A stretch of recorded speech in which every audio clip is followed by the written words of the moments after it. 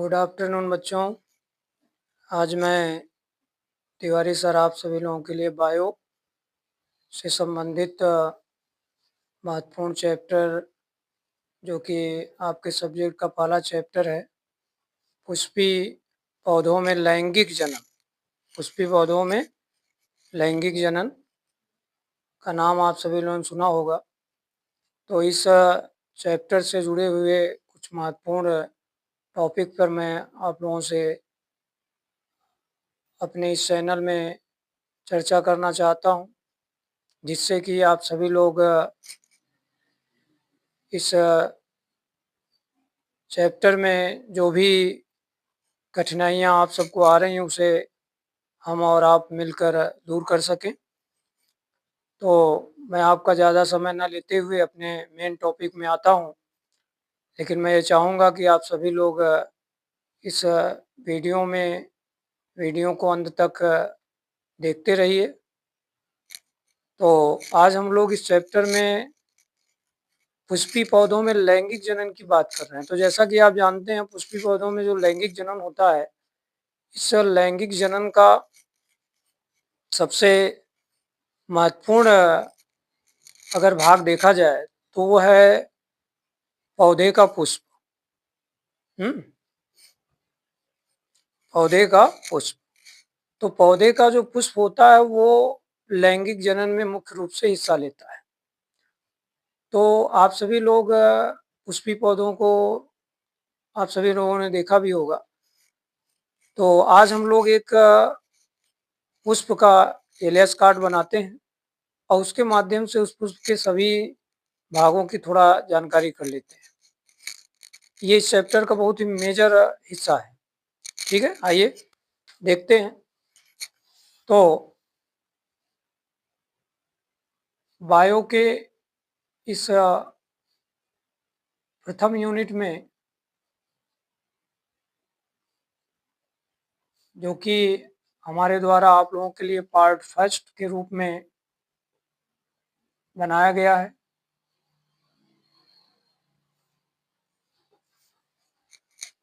और इस यूनिट का नाम है पुष्पी पौधों में लैंगिक जनन। पुष्पी पौधों में लैंगिक जनन।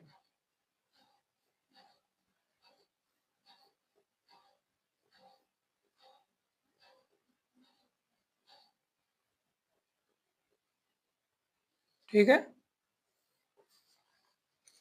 तो पहला प्रश्न ये उठता है कि भाई लैंगिक जनन में पौधे का कौन सा अंग भाग ले रहा है।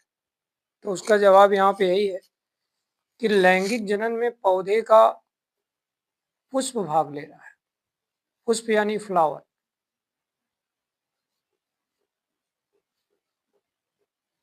फ्लावर भाग ले रहा है। और फ्लावर के बारे में हम लोग पिछली कक्षाओं में ये पढ़ चुके हैं कि ये फ्लावर जो होते हैं ये दो प्रकार के होते हैं। एक को कहा जाता है कंप्लीट फ्लावर,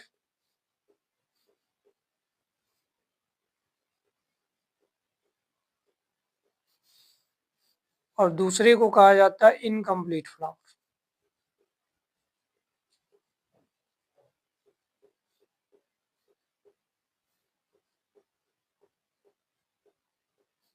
ठीक है। तो कंप्लीट फ्लावर मीन्स होता है पूर्ण पुष्प। पूर्ण पुष्प। और इनकम्प्लीट फ्लावर मीन्स होता है अपूर्ण पुष्प।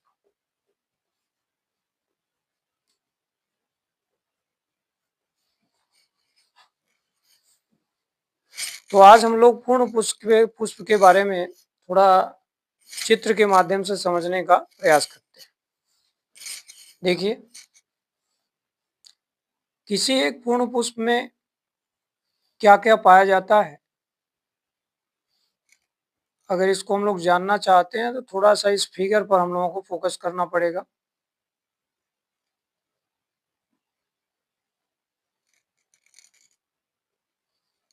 इस फिगर पर ध्यान दीजिए।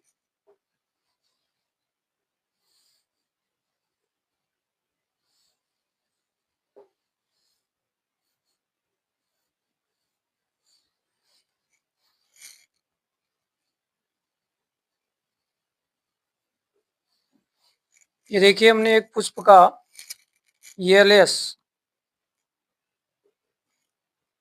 एलियस सेक्शन बनाया है।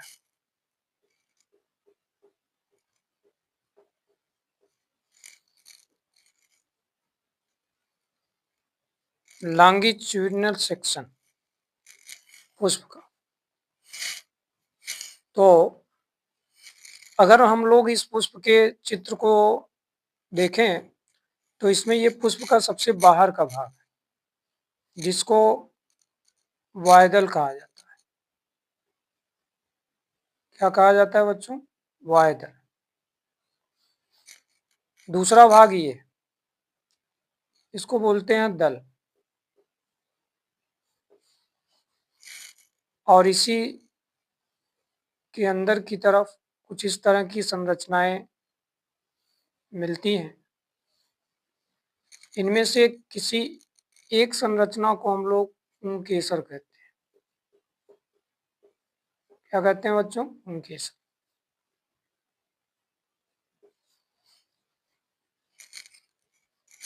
जबकि ये जो हिस्सा है, जो पुष्प के अंदर का हिस्सा है, इसको जायांग कहा जाता है। ये पुष्प का जो आंतरिक हिस्सा है ये जायांग कहलाता है।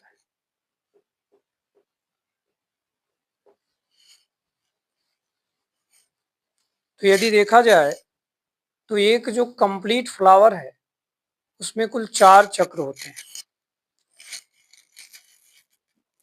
एक से अधिक वायदल जब मिलते हैं तो पहला चक्र बनता है जिसको वायदल पुंज कहते हैं। क्या कहते हैं बच्चों? वायदल पुंज।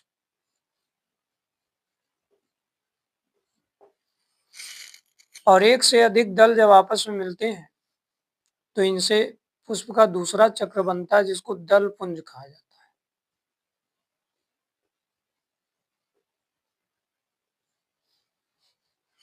जबकि एक से अधिक पुंकेसर जब आपस में मिलते हैं तो इनसे बनता है पुष्प का नर जनन अंग जिसे कहा जाता है पुमंग। क्या कहते हैं बच्चों?